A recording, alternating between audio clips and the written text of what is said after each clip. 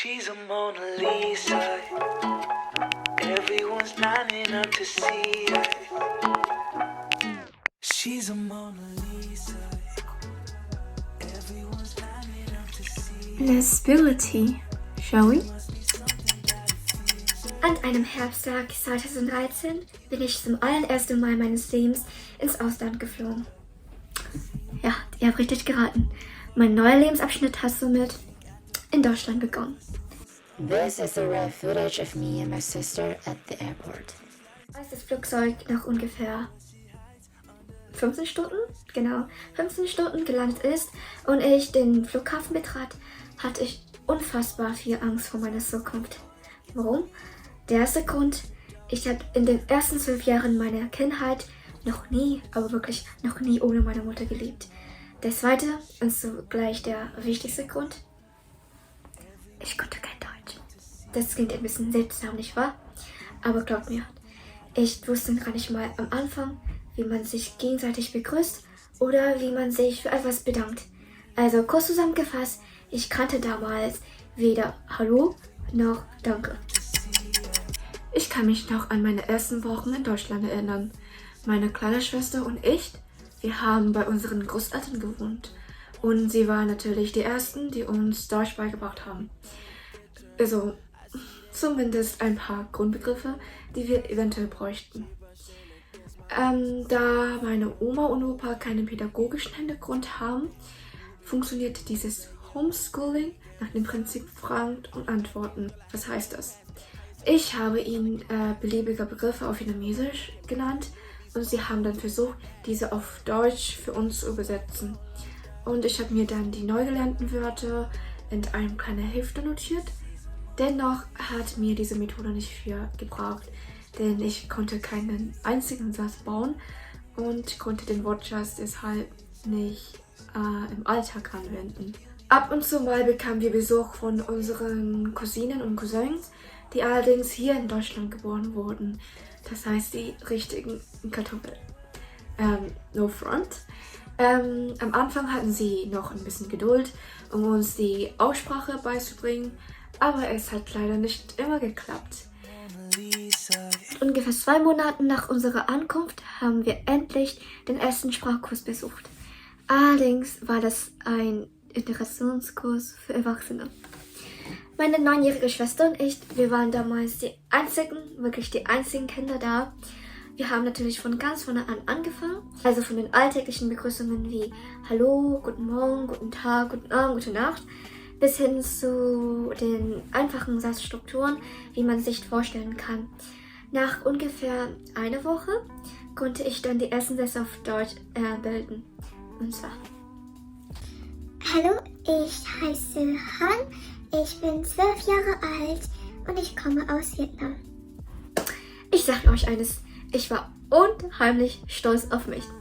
In diesem Kurs hatten wir das Glück, dass die Lehrer uns sehr gemocht und uns wie ihre Kinder behandelt haben. Wie gesagt, weil wir natürlich die einzigen Kinder da waren. Sie hatten immer viel Geduld, um uns alles Schritt für Schritt zu erklären und unser Sprachniveau somit Tag für Tag zu verbessern. So habe ich nach fast 3 Monaten den Sprachtest für das Niveau A2 mit voller Punktzahl bestanden. Das Zertifikat habe ich jetzt leider nicht mehr, was ein bisschen traurig ist. Aber glaubt mir, das ist wirklich die Wahrheit. Aber eine kleine Anmerkung. Ich konnte zwar zu dieser Zeit lesen, schreiben, hören, verstehen, also eigentlich alles, bis auf sprechen. Meine Kommunikationsfähigkeit war zu diesem Zeitpunkt einigermaßen beschränkt, denn ich hatte nicht die Möglichkeit, mit den anderen Kursteilnehmern zu reden, also zumindest auf Deutsch, denn sie waren ja alle Erwachsene und die meisten waren auch Vietnamesen, weshalb wir nur auf Vietnamesisch geredet haben. Nach dem Bestehen des Sprachtests konnte ich den Kurs aus einigen Gründen leider nicht fortsetzen und bin dann für ein paar Monate lang nur zu Hause geblieben.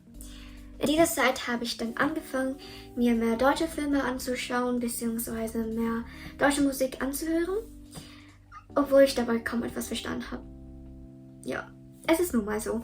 Also ich war mir nicht ganz sicher, ob es irgendwas bewirkt hat, aber ich habe mich inzwischen auf jeden Fall mehr an die deutsche Sprache gewöhnt und natürlich dann mich auch mehr wohlgefühlt, Deutsch sprechen. Die Angst am Anfang, dass ich diese Sprache unbedingt zum Überleben beherrschen muss, war einfach nicht mehr da. Zum 9. Schuljahr wurde ich dann zu einer Willkommensklasse an eine Sekundarschule geschickt, wo sich Jugendliche in meinem Alter für das Lernen an einer normalen Schule vorbereiten können. Wir waren eine wirklich ganz bunte Mischung. Es gab welche aus Syrien, einige kommen aus Bulgarien, während die anderen Russisch sprechen. Also wir kommen wirklich aus aller Welt. Als Unterrichtsfächer gab es nur Deutsch und Mathe. In Deutsch hatten wir aber alle ein gemeinsames Ziel, nämlich am Ende des Schuljahres das Sprachniveau B1, das Bestehen der DSC-Prüfung, also das deutsche Sprachdiplom, zu erreichen. Unter den Schülern waren natürlich auch Vietnamesen dabei, ganz viele Vietnamesen sogar. Der Grund, warum ich es später, also recht spät, meine Sprachkompetenzen verbessern konnte. Ich habe mich bei der Partner- oder Gruppenarbeit immer für meine vietnamesischen Freunde entschieden. Und wie ihr vielleicht auch mal raten könnt, wir haben während der Arbeit wirklich die meiste Zeit nur auf Vietnamesisch geredet und kaum Deutsch. Also wirklich nur, wenn die Lehrer da waren und uns beobachtet haben. Als einige von ihnen die Schule gewechselt haben, also einige waren schon alt und sie müssen deshalb schon in die Oberstufe gehen, fand ich mich in der Situation, wo ich dann gezwungen wurde, mit anderen Klassenkameraden auf Deutsch zu reden. Denn das war irgendwie der einzige Weg, dass ich neue Freundschaften schließen kann und dass ich überhaupt Freunde finde, oder? In den letzten Monaten haben sich dann einige Jungs und ich sehr gut befreundet. Also ich bin ihnen wirklich jetzt immer noch sehr dankbar. Wir haben uns regelmäßig außerhalb der Schule getroffen und haben viel Zeit miteinander verbracht, wo wir immer unser Bestes versucht haben, auf Deutsch zu reden und eventuell noch zu schreiben. Wenn ich mir jetzt aber die damaligen Nachrichten anschaue, es kommen überall, wirklich überall Rechtschreibfehler, Grammatikfehler und ja, Satzbaufehler vor. Es war wirklich eine reine Katastrophe. Dennoch wusste ich innerlich Bescheid, dass ich mich viel mehr getraut habe, einfach mal loszureden, ohne dabei Angst zu haben, dass ich beim Sprechen irgendwelchen Fehler mache. Monate und Monate vergingen und die Prüfung stand demnächst bevor. Ich war ziemlich aufgeregt, denn eines der Prüfungsbestandteile war eine Präsentation und ich habe, um ehrlich zu sein, in meinem ganzen Leben nicht mehr als 2 Vorträge gehalten. Dennoch hat sich alles gelohnt. All die Tage, wo ich mich intensiv mit dem Thema auseinandergesetzt habe, all die Tage, wo ich gefühlt 100-mal vor dem Spiegel sprechen geübt habe. Als eine süße Belohnung für all meine Bemühungen habe ich die Prüfung erfolgreich mit 95 von 100 Punkten bestanden. Ich war wirklich stolz. Und nun habe ich mit meinem B1-Zertifikat auf einem Gymnasium gewechselt und stehe jetzt kurz vor meinem Abitur.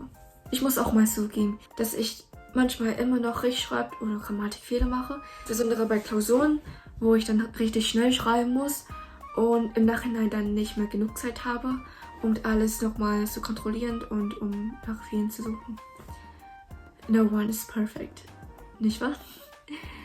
Aber immerhin schreibe ich in meinen Deutschklausuren meistens 13 bis 14 Notenpunkte.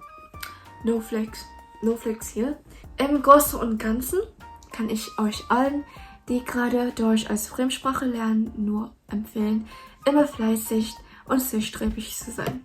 Es gibt eigentlich gar keine Abkürzungen, wie man eine Sprache meistern kann. Aus meinen persönlichen Erfahrungen her kann ich euch alles empfehlen, jemanden zu finden, also am besten einen Muttersprachler, mit dem ihr dann die Sprache üben könnt. Wenn ihr bereits in Deutschland seid, soll die Suche eigentlich reibungslos stattfinden.